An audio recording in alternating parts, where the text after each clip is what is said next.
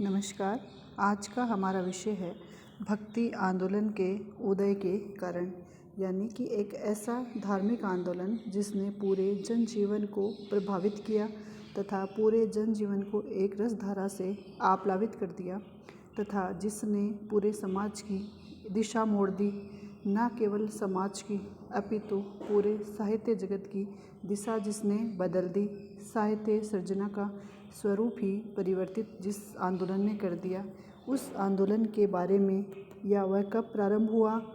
इस आंदोलन को प्रारंभिक करने के पीछे मूल कारण क्या थे, या क्या इस प्रकार की परिस्थितियाँ उत्पन्न हुई जिससे यह उसका उदय हुआ, या इसकी पृष्ठभूमि क्या रही जिसके कारण इस आंदोलन की शुरुआत हुई, या इस आंदोलन का प्रारंभ कहाँ से हुआ, किसने या किनके द्वारा इसका नेतृत्व किया गया, या इस आंदोलन ने किस प्रकार समाज को प्रभावित किया। इस प्रकार ये सभी बिंदु का अध्ययन आज हम इस विषय के अंतर्गत करेंगे। सबसे पहले जाना जाए तो भक्ति आंदोलन में भक्ति शब्द उभर कर आता है कि भक्ति से क्या अभिप्राय है।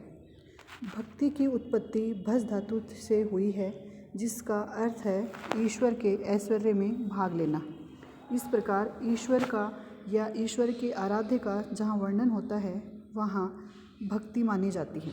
इसके अतिरिक्त भक्ति का सर्वप्रथम उल्लेख श्वेताश्वेत उपनिषद में मिलता है। यह ईश्वर के प्रति प्रेम अनुराग है। ईश्वर के प्रति जो प्रेम दर्शाया जाता है वही भक्ति के रूप में प्रकट होता है, या उसे भक्ति कहा जाता है। इस प्रकार भक्ति आंदोलन के लिए कहा जाता है कि भक्ति आंदोलन का प्रारंभ सर्वप्रथम दक्षिण भारत के केरल प्रांत में हुआ, या इस प्रकार हम भक्ति के लिए कह सकते हैं कि ईश्वर के प्रति जो रागात्मक संबंध है उसे ही भक्ति कहा जाता है। हिंदी साहित्य के इतिहास में भक्ति के अर्थ में देखें तो आचार्य रामचंद्र शुक्ल के अनुसार उन्होंने भक्ति के लिए कहा है कि भक्ति धर्म की रसात्मक अनुभूति है, अर्थात रस की रसात्मक अनुभूति होती लगती है, या इस प्रकार की अनुभूति जब हृदय में होने लगती है तो उसे हम भक्ति के रूप में परिभाषित कर सकते हैं। इस प्रकार रागात्मक अनुभूति भक्ति कहलाती है, जो रस से युक्त हो, सरोबार हो। इस प्रकार ईश्वर की प्रति जो रागात्मक अनुभूति है या परम अनुराग जो मन में होता है वही भक्ति कहलाता है, तथा यही भक्ति भावना ईश्वर के प्रति विभिन्न रूपों में प्रकट की जा सकती है, या विभिन्न इसके माध्यम होते हैं। जैसे कई माधुर्य रूप में, कहीं ईश्वर के प्रति दास्य भाव में प्रकट की जाती है, कहीं ईश्वर को वात्सल्य के रूप में, तथा कभी सख्य भाव से, यानी विभिन्न माध्यम से या विभिन्न वैविध्य के रूप में भक्त जो है वह अपने भाव ईश्वर के प्रति प्रकट करता है, और वही भक्ति कहलाती है। इस भक्ति को संपूर्ण भारत में फैलाने का श्रेय आलावार संतों को माना जाता है, जिनकी संख्या 12 मानी जाती है, और उसका जो ग्रंथ है दिव्य प्रबंधम, उसी में उनकी भक्ति से संबंधित रचनाएं हमें मिलती हैं। इस प्रकार प्राचीन काल में देखें तो वैदिक काल से ही हमें भक्ति का स्वरूप दिखाई देता है, या उनके जो साहित्य हैं उनमें हमें किन्हीं न किन्हीं रूप में, यज्ञों के रूप में, यज्ञ के रूप में, या विभिन्न विधानों के रूप में हमें भक्ति का स्वरूप दिखाई देता है। इस प्रकार जो भक्ति आंदोलन चला, या उसका जो प्रारंभ शुरू में 5वीं 6वीं से जो प्रारंभ हुआ था वह 13वीं शताब्दी तक अपने चरम उत्कर्ष तक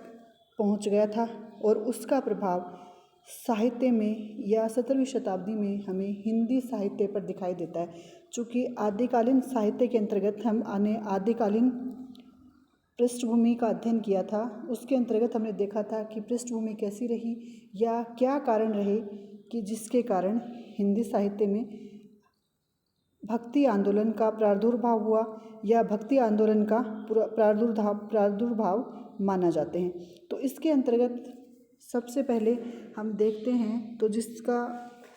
भक्ति आंदोलन की शुरुआत क्यों हुई या इसके पीछे क्या कारण रहे, उसके अंतर्गत 2 विद्वानों के जो मत हैं वह महत्वपूर्ण स्थान मानते हैं। यानी भक्ति आंदोलन के उदय के लिए आचार्य शुक्ल इस्लाम को जिम्मेदार मानते हैं, जबकि आचार्य द्विवेदी जैसे विद्वान इस बात को सिरे से खारिज कर देते हैं। इस प्रकार इन दोनों ही महत्वपूर्ण जो हिंदी साहित्य में इतिहास में अपना महत्वपूर्ण योगदान रखते हैं, उन्हीं के विद्वानों के द्वारा ही हिंदी साहित्य में भक्ति की या भक्ति के उदय के क्या कारण रहे, उसका हम अध्ययन कर सकते हैं। उन दोनों का अध्ययन करने से हमें स्पष्ट पता लगता है कि भक्ति आंदोलन के हिंदी साहित्य में उदय के क्या कारण रहे। आचार्य शुक्ल कहते हैं कि जब देश में मुसलमान राज्य स्थापित हो गया तो उस समय हिंदू जनता के हृदय में गौरव तथा उत्साह के लिए अवकाश न रह गया, तथा वे कहते हैं अपने पौरुष से हताश जाति के लिए भगवान की शक्ति तथा करुणा की ओर ध्यान ले जाने के अतिरिक्त दूसरा मार्ग ही क्या था, अर्थात ईश्वर की भक्ति के अलावा लोगों के पास और कोई चारा न रह गया था। जब वह पूर्ण रूप से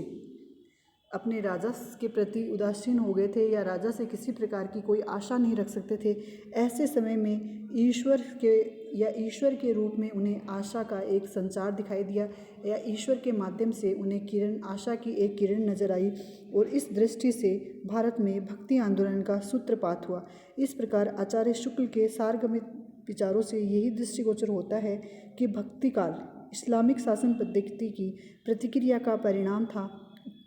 यह बात आचार्य रामचंद्र शुक्ल पूर्ण रूप से प्रकट करते हैं या पूर्ण रूप से इस प्रकार आचार्य रामचंद्र शुक्ल के पश्चात दूसरे जो साहित्यकार हैं